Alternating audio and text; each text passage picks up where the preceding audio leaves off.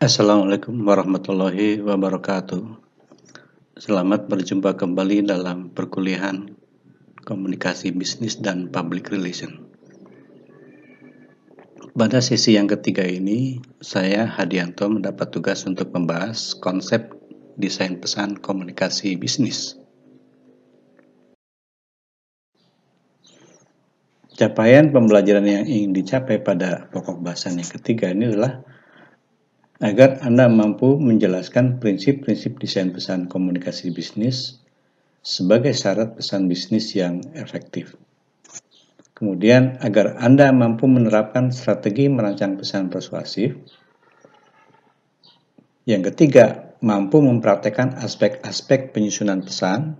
Dan yang terakhir, mampu menggunakan komunikasi visual untuk keefektifan komunikasi bisnis.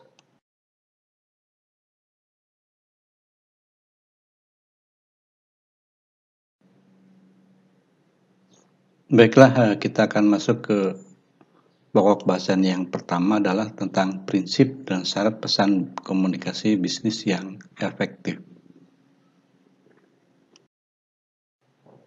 Prinsip penyusunan pesan ini terkenal dengan istilah 7C. 7C ini adalah yang pertama completeness, kemudian yang kedua conciseness, ketiga concreteness, kemudian yang keempat consideration, yang kelima clarity, kemudian yang keenam courtesy, dan yang ketujuh correctness.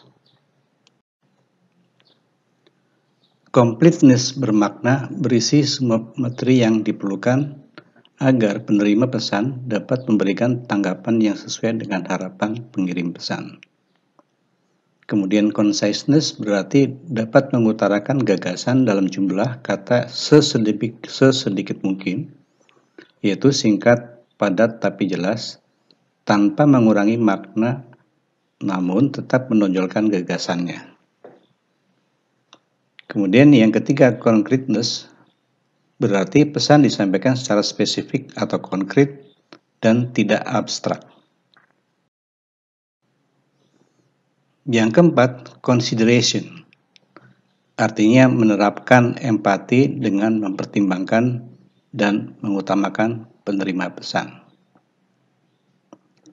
Yang kelima, clarity berarti menggunakan bahasa yang mudah dimengerti dan mudah diinterpretasikan serta memiliki makna yang jelas.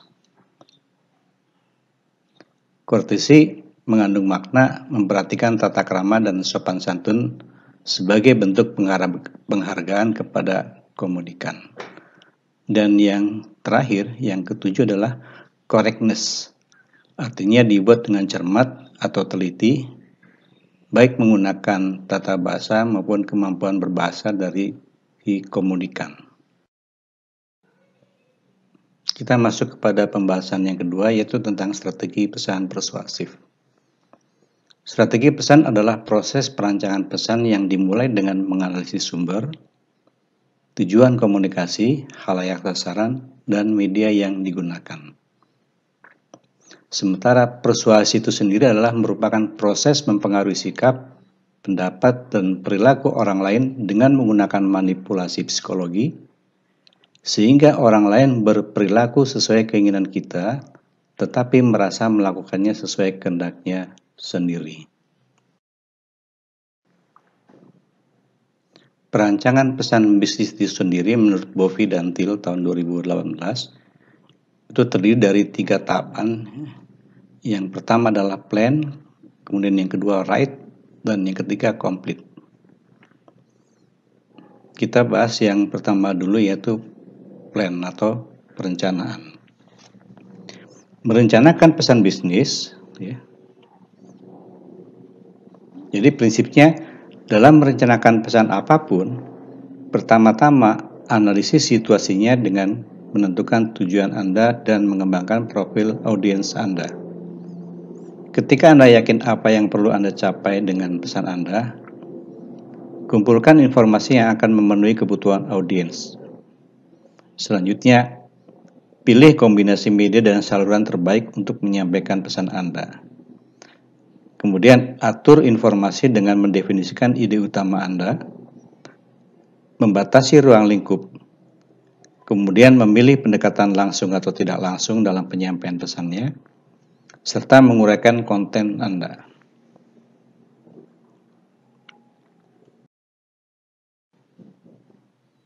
Langkah yang kedua adalah menulis pesan bisnis itu sendiri. Setelah Anda merencanakan pesan Anda, sesuaikan dengan audiens Anda dengan menggunakan kepekaan, keterampilan hubungan, dan gaya penulisan yang sesuai. Kemudian Anda siap untuk menulis pesan Anda dengan memilih kata-kata yang kuat, membuat kalimat yang efektif, dan mengembangkan paragraf yang koheren. Langkah yang ketiga adalah menyelesaikan pesan bisnis. Jadi setelah draft pertama ada susun, maka perbaiki pesan itu dengan cara mengevaluasinya, kemudian melihat aspek keterbacaannya, mengedit dan menulis ulang sampai pesan itu ringkas dan jelas. Apabila Anda sudah merasa yakin dengan pesan yang Anda susun, maka berikutnya dalam memproduksi pesan, Anda harus bisa menggunakan elemen-elemen dan layout yang cocok serta efektif untuk menghasilkan tampilan yang jelas dan profesional. Barulah kemudian langkah berikutnya adalah membuat proofreading ya. Proofreading ini adalah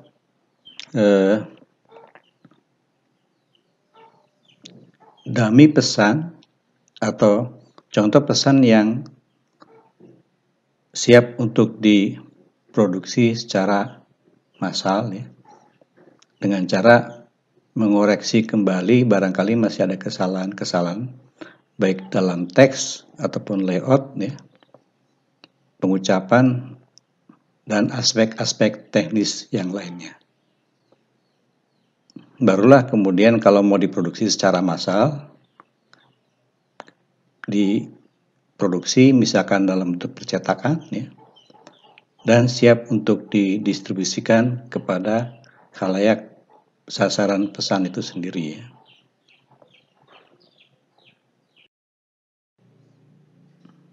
Baik, kita lanjutkan dengan pokok bahasan yang ketiga, yaitu aspek-aspek penyusunan pesan.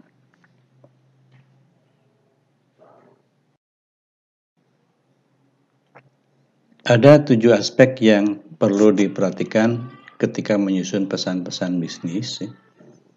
Yang pertama adalah komposisi pesan itu sendiri.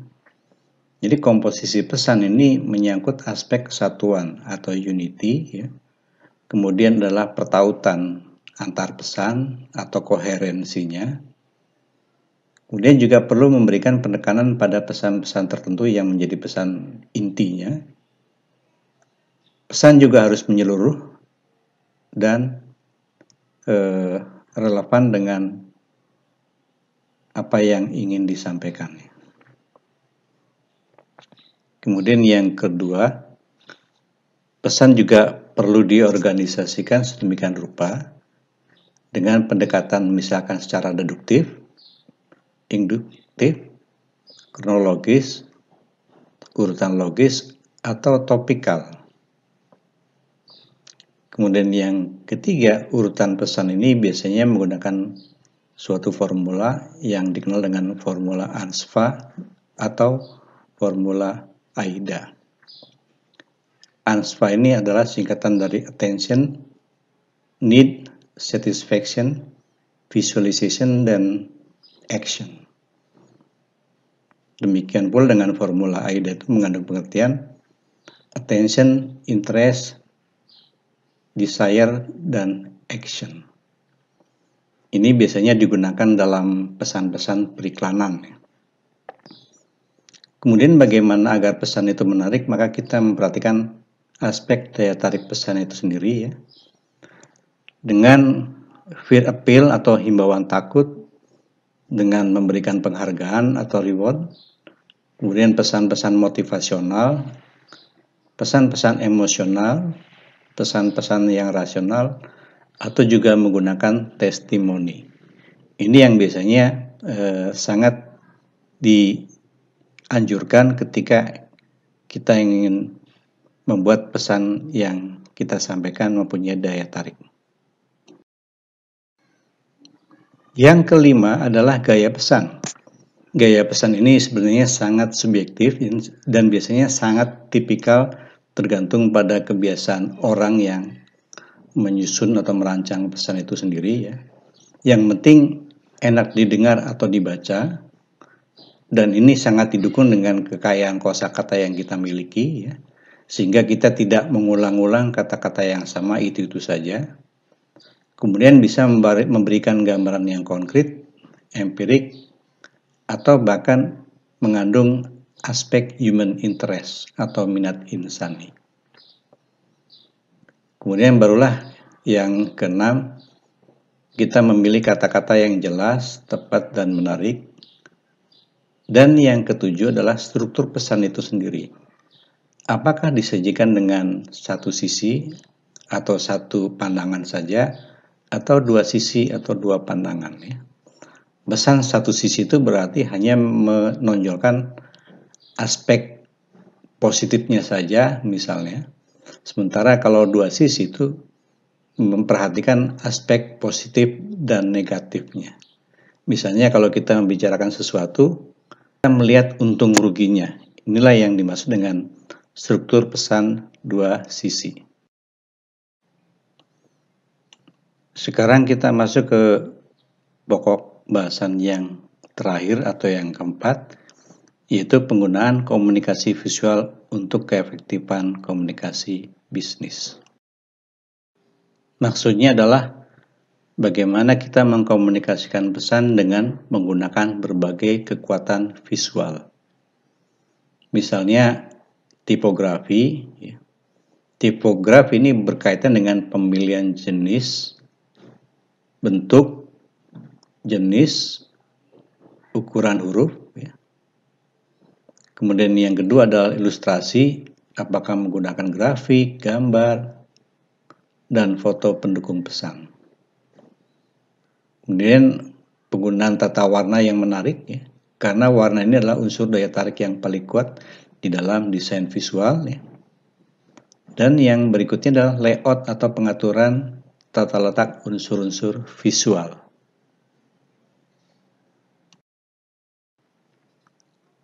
Salah satu contoh komunikasi visual yang populer misalnya adalah dalam desain poster.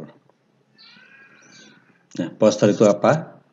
Menurut Robin Landa, poster adalah bentuk publikasi dua dimensi dan satu muka yang digunakan untuk menyajikan informasi, data, jadwal, atau penawaran, dan untuk mempromosikan orang, acara, tempat, produk, perusahaan, jasa, atau organisasi.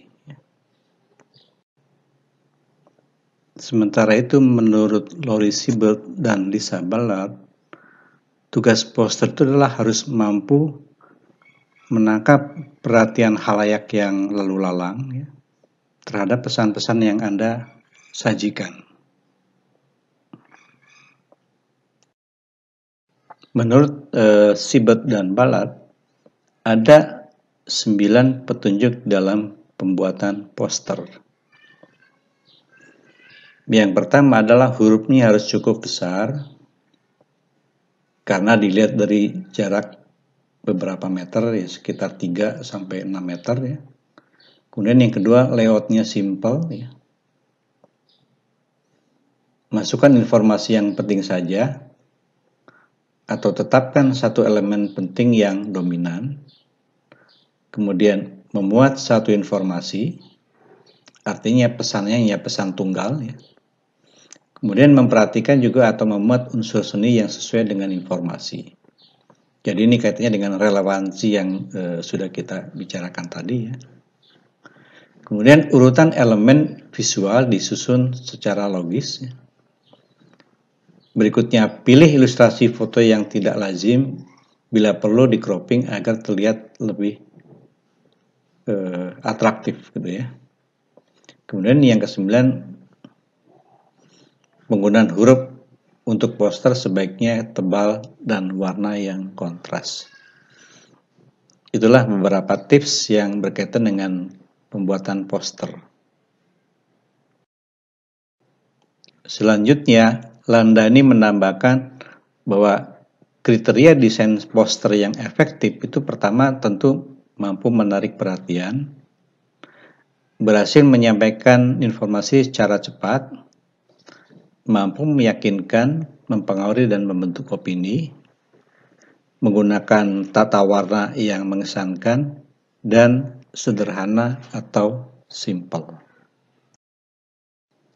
Sebagai tambahan, apabila pesan-pesan itu tidak hanya disajikan secara visual, tapi juga mengandung unsur audionya, misalnya dalam bentuk features atau filler, maka ada beberapa syarat untuk konten yang bisa disajikan secara audiovisual ini ya. Tentu pertama harus bermanfaat atau memiliki kegunaan yang tinggi bagi publik atau khalayak. Mengandung sesuatu yang baru atau belum banyak diketahui publik, karena ini bisa menimbulkan rasa penasaran publik. Kemudian yang ketiga, sesuatu yang bersifat luar biasa atau tidak umum atau tidak biasa ya. Karena publik atau orang umumnya sangat terkesan dengan kejadian-kejadian, misalkan dengan hal-hal yang tidak biasa terjadi ya. Yang pasti yang keempat, pesan itu bisa divisualkan secara menarik ya, sehingga tidak membosankan. Tetapi bila tidak kuat secara visual, maka harus bisa menarik untuk diperbincangkan publik. Sehingga bila dikemas dan dipresentasikan secara visual dengan baik, maka kita harus bisa juga mengoptimalkan elemen-elemen visual, termasuk audio, narasi, grafik, dan lain-lain.